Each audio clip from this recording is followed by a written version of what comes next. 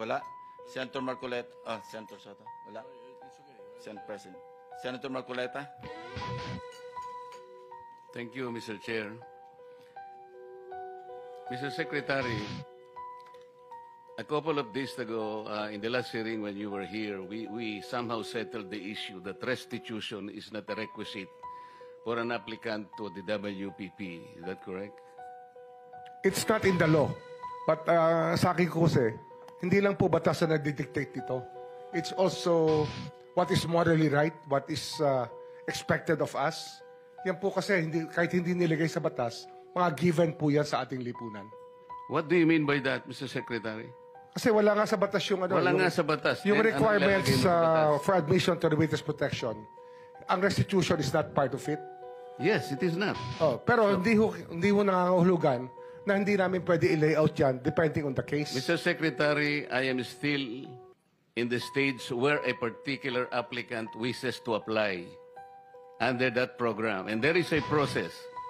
In the process, restitution is not one of the requisites. Is that correct? Opo, pero if it's in terms of this case being a financial crime, sir, this is a crime against the financial status of the Filipino people, of the Philippine Republic. I think that it's just right. Mr. Secretary, are you amending the provision of No, the law? sir. No, sir. But that is how we run the Witness Protection Program. As a lawyer, Mr. Secretary, may I ask you, in a criminal prosecution, the civil liability is impliedly instituted. Is that correct? Of course. Kaya nga hindi naman nangangahulugan kung sakasakali na natapos na yung criminal prosecution. Kapag ka nakita na mayroong criminal liability yung tao, because it is impliedly implied, doon lang magkakaroon ng restitution. It will come after. Paano mo sasabihin na magre-restitute ang isang tao? Meron na bang findings kung magkano i-restitute on how it can be restituted? Nag-a-apply pa lang eh. Huwag po ninyong babaguhin ang requisite ng batas, Mr. Secretary. I thought nung dumating ka dito, nagkaintindihan na tayo eh. Kaya nabablar ang proceedings natin eh. Kaya nga kinote ni, siguro, ang chairman kanina gusto kong ituloy ito. Sinabi niya, nagpa-interview siya, na goodwill and sincerity should be done para i-test. Pwede ba yung ganito? I respect your opinion, sir. But It that's is not how, my opinion. It is in the law, Mr. Secretary. Yes, sir. Yes, sir. But I am operating... The arbiter Sir, is can I the speak, law. sir? May I speak, sir? Yes, you I'm are operating from the Senator Marcoleta, from the kindly allow vantage the point of the reason behind the law, sir. What is the reason behind the law? So that we can get justice, and justice can only be attained if there is restitution. So that is the principle behind all of these things that we are talking about now. Mr. Secretary, restitution will come after. It cannot be. So it can come before or after, sir. It can come before or after. You cite the law that it come before. Wala nga po sa batas eh. Sir, Huwag po din yung babaguhin ng batas, Mr. Secretary. we are operating on a unique set of facts, and we are, all of these matters are being evaluated because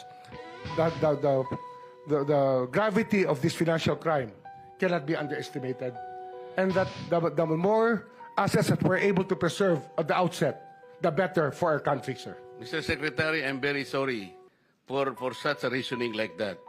Alam mo, nakikinig I'm very na sorry, ang sir. bansa. Also, sir, I'm very sorry too if you do not agree with me. But I respect your opinion, sir, and we will carry out our job as we deem fit, as we see. Mr. Chair, I said that the I country am not needs. expressing an opinion here. I am articulating the provision of law. You do not change the provision of law, Mr. Secretary. You may be disbarred from doing this. Then it's your opinion, sir. It's your option, sir. Sinabi ko na nga, hindi ko opinion dito. I am articulating Then it's your option, the sir. provision of It law. is what you wish to happen. That you may proceed Ikaw ang with what you nagbibigay wish. ng opinion, nilalagay mo yung restitution to test the goodwill of a possible applicant. It is not in the law.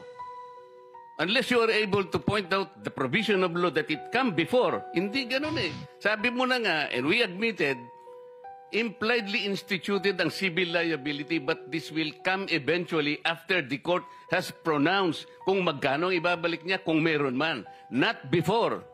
Thank you, Mr. Chair. Are you done, Senator Marcoleta? Okay. So next.